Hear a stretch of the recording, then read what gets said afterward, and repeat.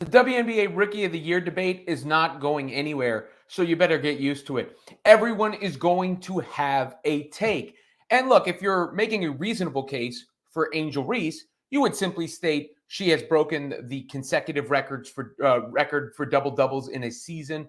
She continues to fill up the stat sheet when it comes to rebounds. She has a unique nose for the basketball, rebounding at a rate even higher than Asia Wilson.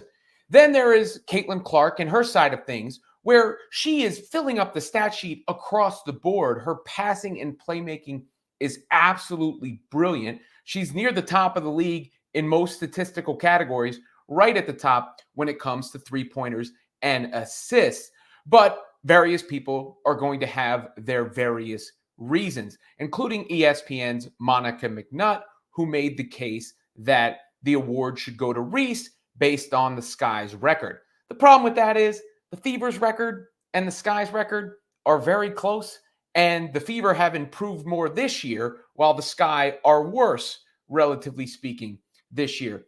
Meanwhile, Rashad McCants said that he'd give his vote to Clark because she is the opposing number one on the scouting report, a statement that was backed up by Lexi Brown of the Los Angeles Sparks, who said, yep, number one on the scouting report. But here are a couple of the arguments that have been made.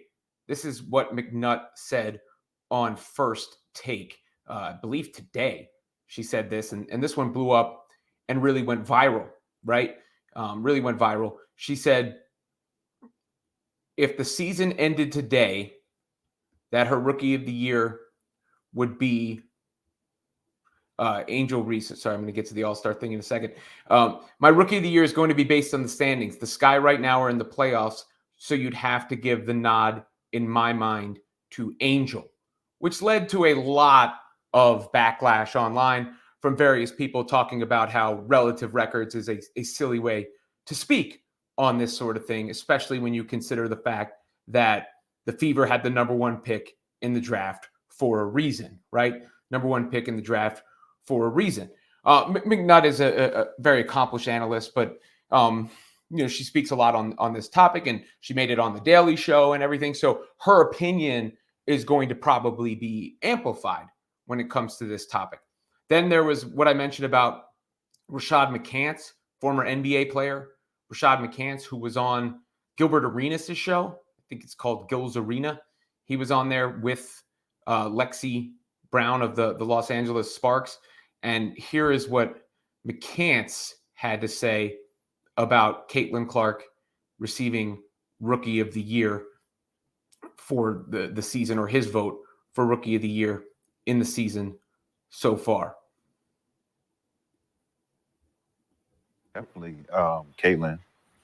And there's no shade to Angel. It's just what Caitlin has to face on a nightly basis of like them trying to stop number her. one on scouting reports. Like they yes. you like she can't get equal opportunity as everyone else, because then she would average, I think she would average 25, 26 a game, because you're not trying to gear the scouting report to stop her. Like Angel Reese, I feel like they're not giving her as much of a strenuous assignment when it comes to scouting report, because she's going to do what she does. She rebounds. It's hard to stop somebody who definitely. And I think, that is a better relative explanation and reason. We've seen teams go out there and gear up everything to stop Caitlin Clark thus far this year, trap and blitz her. I mean, she was blitzed at the beginning of the year twice as much as the next closest guard, that being Sabrina Ionescu of the New York Liberty. Angel is getting those dirty work points, right? I guess is how I would call them. And she's working for him. Don't get me wrong. I mean, Breanna Stewart was on with Flau'jae Johnson, who, of course, is a rapper / basketball player / now podcast host with Overtime. And I thought Breanna had some nice words for Angel and what she's been able to do.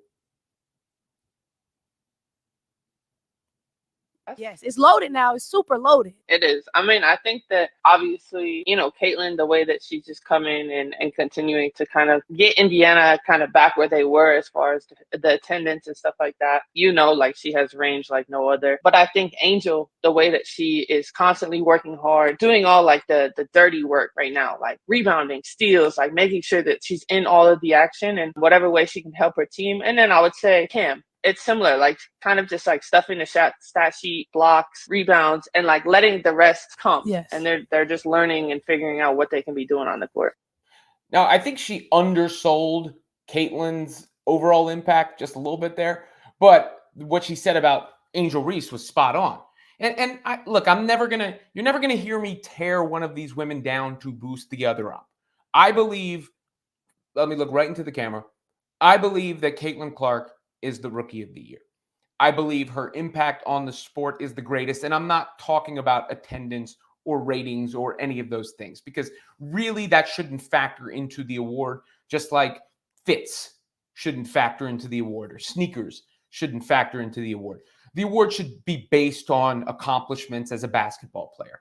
And right now, I believe that Caitlin Clark is not only the best rookie, but one of the best players in the WNBA already. When you take into account her special playmaking, the way she sees the floor, obviously her shooting, which seems to be the thing players continue to point to without emphasizing the rest. I mean, in that game against the Mercury, Clark assisted or scored on 44 of the team's 88 points in that contest. So she is responsible for such a huge share of what the Fever are doing, such a huge responsibility as a ball handler, scorer, distributor, everything else. She also rebounds the ball well. Like, she puts her entire footprint on the game.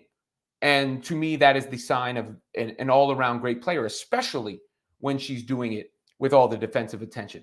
With that said, in any normal year, Angel Reese would be a runaway rookie of the year in any normal year, because Reese is a dog. I mean, I'll use the word she said herself. That's the word I keep using. She is a dog. She is relentless in her pursuit of the basketball. And I don't like when people dismiss the rebounding or whatever like it doesn't count. That matters. I've used Dennis Rodman as an example, but a player like that can have such a positive impact on a team. And Angel has a positive impact on the floor simply by her presence, knowing that she's going to play her tail off, knowing that she's going to defend, knowing that if you put the ball up, she is likely to go grab the miss and put it back up again. And if she misses, even if she's grabbing her own rebounds, what is she supposed to do? She misses, she'll put it back up and score again. So it's going to be cool to see them as teammates, as we've said about the WNBA All-Star game. That would be a cool, different look, the chemistry rather than the rivalry. But just buckle up and prepare yourselves, because the WNBA Rookie of the Year debate is never going to end until somebody gets the award, and then it probably still won't end.